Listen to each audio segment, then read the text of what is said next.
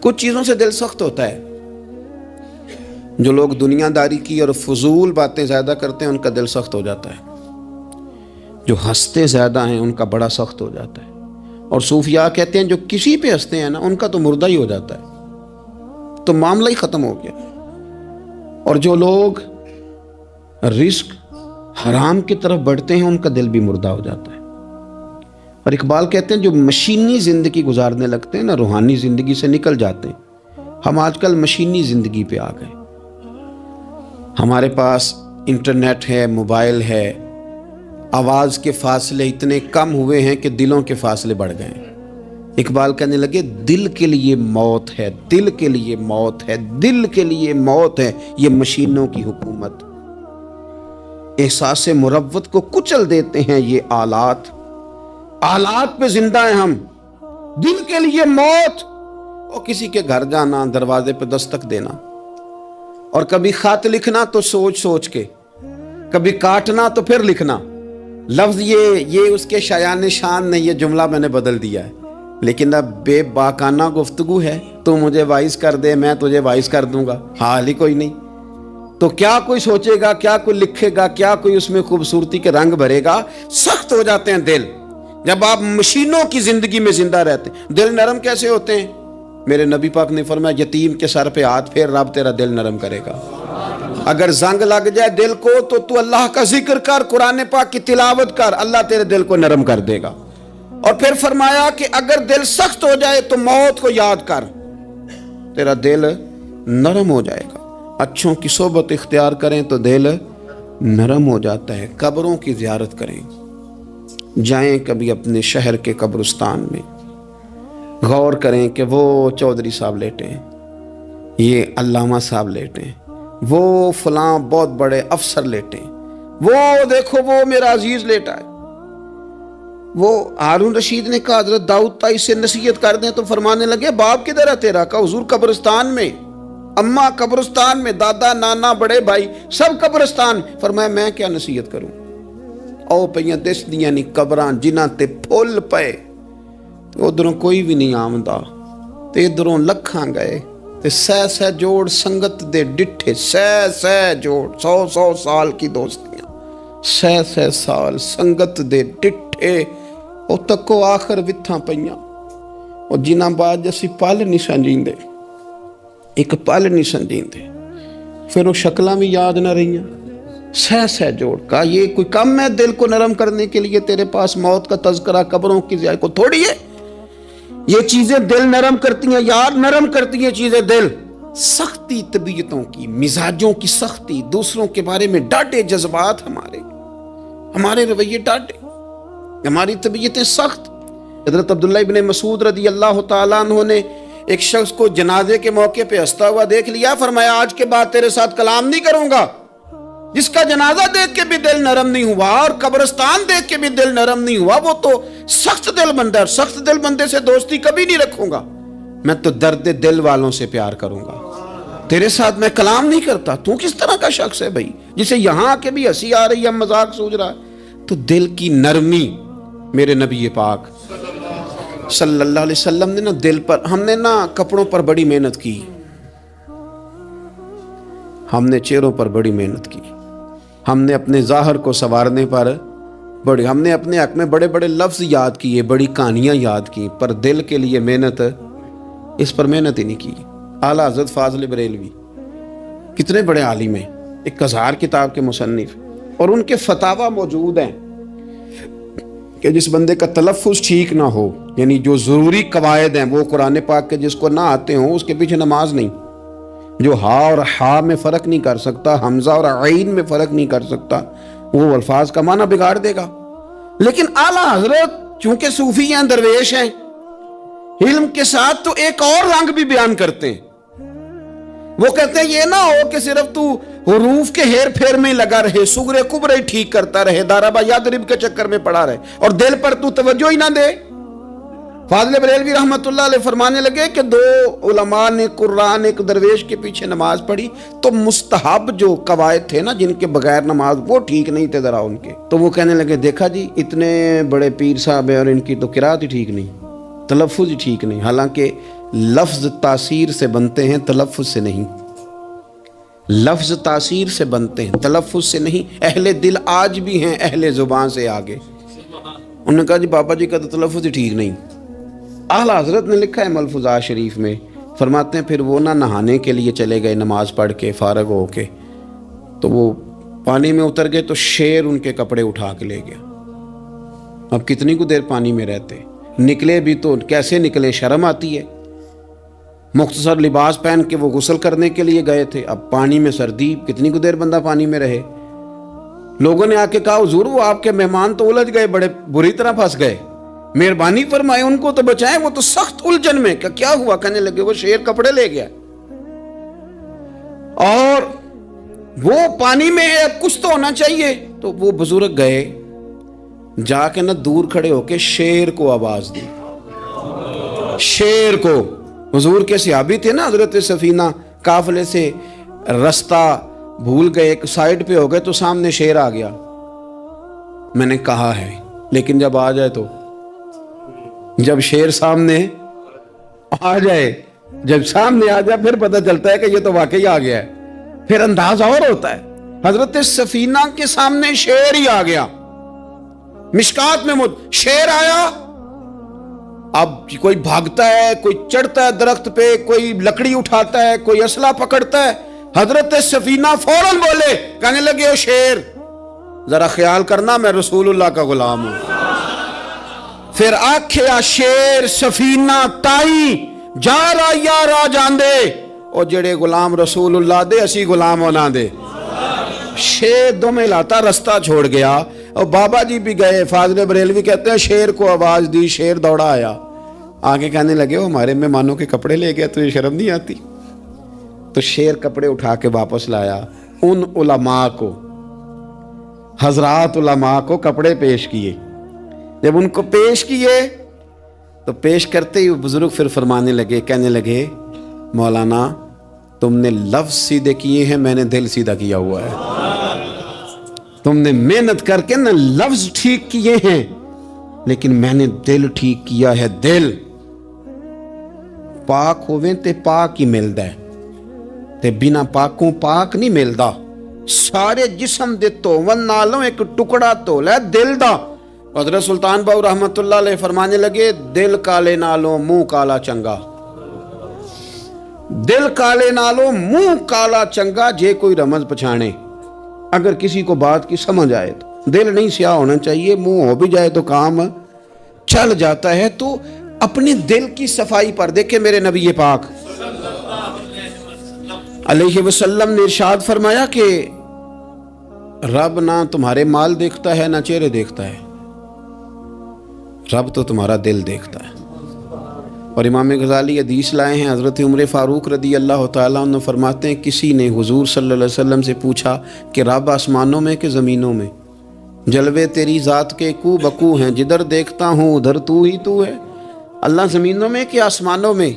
تو حضور فرمانے لگے رب تو بندہ مومن کے دل میں رہتا ہے، اللہ تو مومن کے دل میں ہے۔ مومن کے دل میں کتنا بڑا ہے وہ دل جس میں رب ہے، رب کی یاد ہے، رب کی محبت ہے۔ اس لیے حضرت عمر فرمایا کرتے تھے میں نے دل کی آنکھوں سے اپنے مالک کی زیارت کی ہے۔ اور اقبال نے شاید اسی لیے مشورہ دیا تھا کہ دل بینا بھی کر خدا سے طلب، آنکھ کا نور دل کا نور نہیں، اللہ سے آنکھوں والا دل مانگ، اندھا نہ ہو جائے کہیں تیرا دل، دل بینا بھی کر خدا سے طلب، آنکھ کا نور دل کا نور نہیں۔ عزیز بھائی اللہ کے جلوے، لیکن ایک بات ذہن میں رکھنا،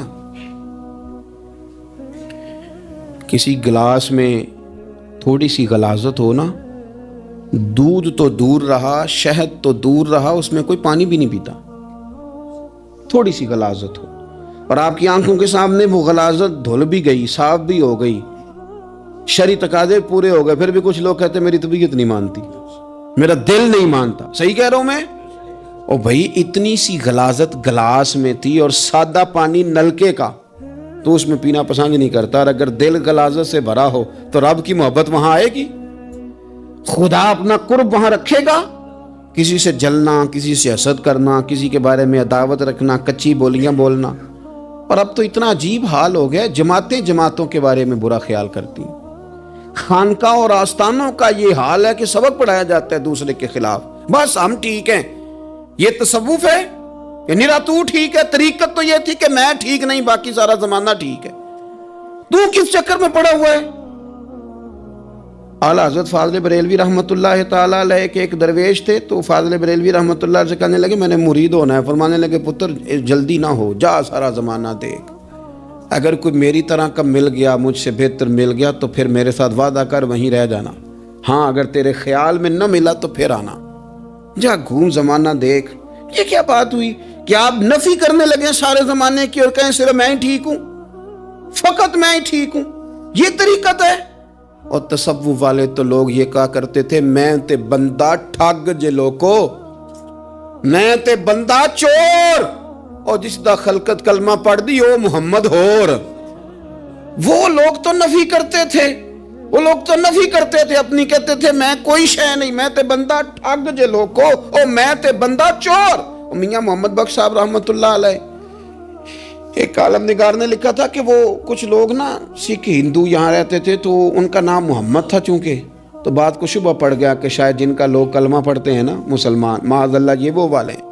تو میاں صاحب اپنے بارے میں کیا کہے، او میں تے بندہ ٹھگ جے لوکو، میں تے بندہ چور، جس دا خلقت کلمہ پڑھ دی او محمد ہور، او میں تو ایک ٹھگ ہوں۔ حضرت میاں شیر محمد صاحب شرک پوری رحمۃ اللہ علیہ سرتاج ہیں اولیاء کے، پیر سید اسماعیل شاہ صاحب بخاری حضرت کرمہ والا شریف والے، وہ کہتے ہیں میں بیعت ہونے کے لیے جب شرک پور شریف آ رہا تھا تو رستے میں مجھے ایک بزرگ مل گئے، تو مجھے کہنے لگے کدھر جا رہے ہو، کون ہو؟ میں نے کہا میں سید ہوں اور میاں صاحب سے بیعت ہونے جا رہا ہوں۔ تو مجھے کہنے لگے وہ تو دنیا دار ہے، جیبوں میں ہاتھ ڈالتا ہے لوگوں کی، تو سید ہو کے ارائیں کے پیچھے کیا لینے جا رہا ہے؟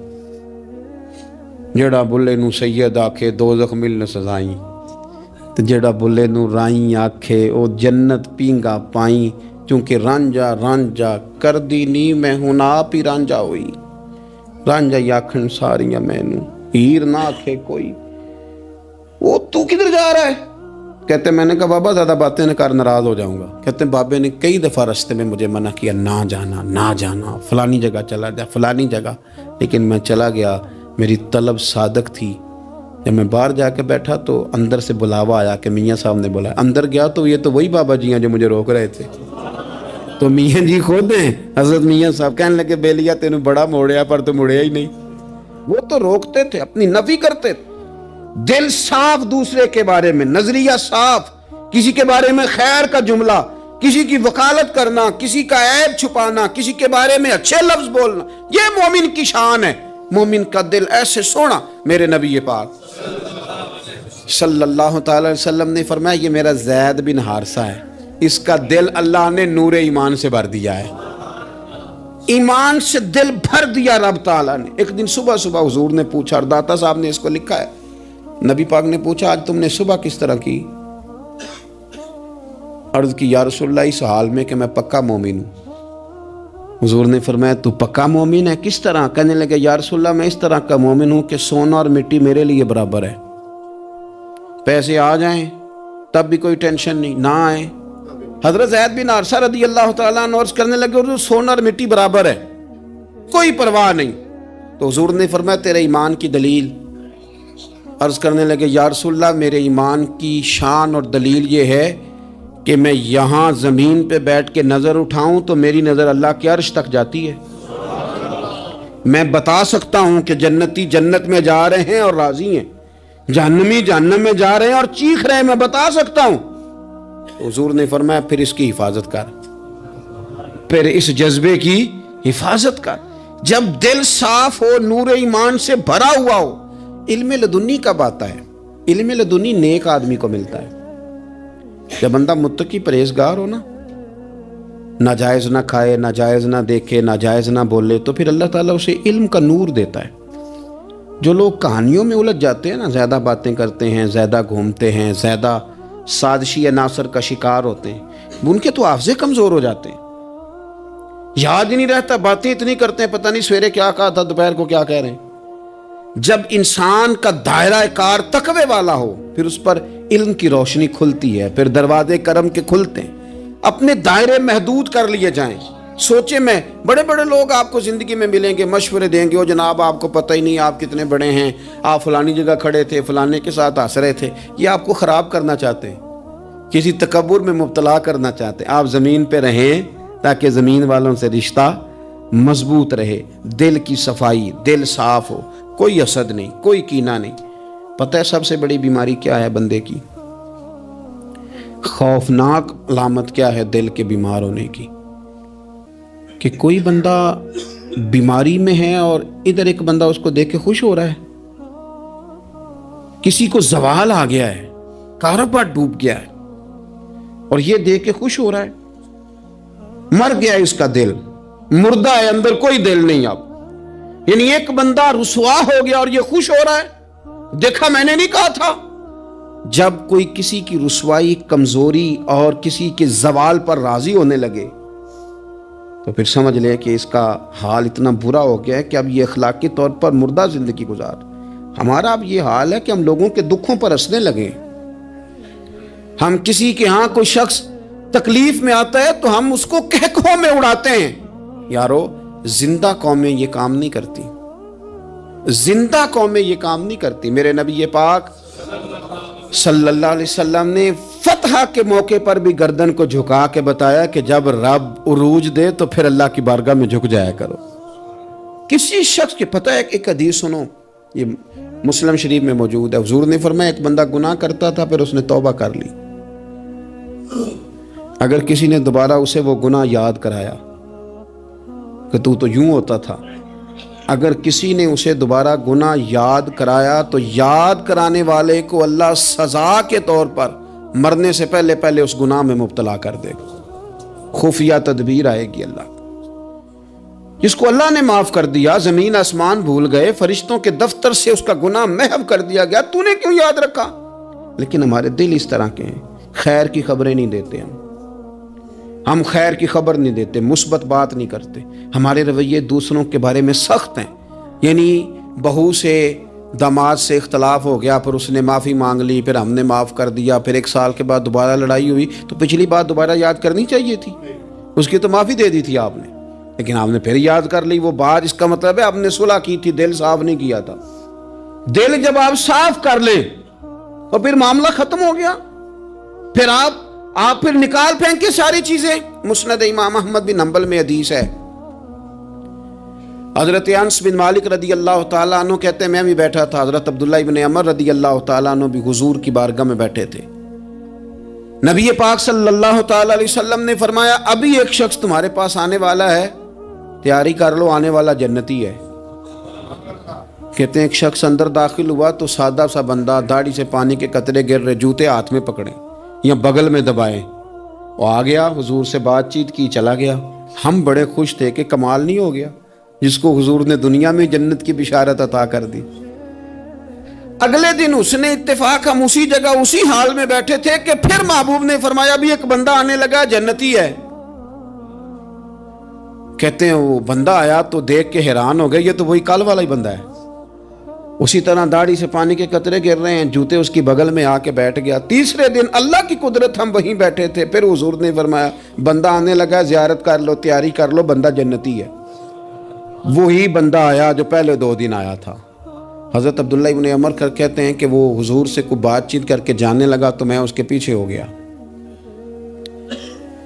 میں نے اس کو جا کے سلام کے بعد کہا کہ یار میں تیرا مہمان بننا چاہتا ہوں، 3 راتوں کے لیے رکھ لو گے؟ اب محلہ بھی ایک، شہر بھی ایک. اس نے کہا جی ٹھیک ہے آ جائیں، جو میرے پاس روکھا سوکھا ہوگا پیش کر دوں گا. فرماتے ہیں 3 راتیں 3 دن میں اس کے پاس رہا. میں جاننا چاہتا تھا کہ کون سی ایسی عبادت کرتا ہے جس کی وجہ سے 3 دن حضور نے جنت کی بشارت اس کے لیے دی، اعلان فرمایا. کہتے ہیں میں نے کوئی غیر معمولی چیز نہیں اس کے اندر دیکھی، کوئی انوکھی عبادت نہیں دیکھی. عشاء پڑھتا، فجر تک سویا رہتا، میں تہجد کے وقت اٹھتا، نفل پڑھتا. 3 راتیں یہ ہوتا رہا. ہاں جب وہ کروٹیں بدلتا تو اللہ اکبر کہتا، باقی وہ سویا ہے، فجر میں اٹھا ہے. صدقہ بھی خاص نہیں اس نے دیا، خیرات بھی میں اس سے زیادہ کرتا رہا، مجھے کوئی خاص چیز نظر نہیں آئی. تیسرے دن میں جانے لگا تو میں نے اسے کہا یار سن، مجھے کوئی ضرورت نہیں تھی تیرے گھر میں قیام کرنے کی، میرا گھر قریب ہی ہے۔ وہ تو کمال یہ ہے کہ نبی کریم علیہ السلام نے اپنی زبان فیض ترجمان سے، یعنی وہ زبان جس کو سب کن کی کنجی کہیں، اس کی نافذ حکومت پہ لاکھوں سلام، حضور نے 3 دن تجھے مسلسل جنتی کہا ہے۔ میں تو دیکھنے آیا تھا کہ تیرے اندر کوئی عمل ہو تو میں بھی وہ شروع کروں۔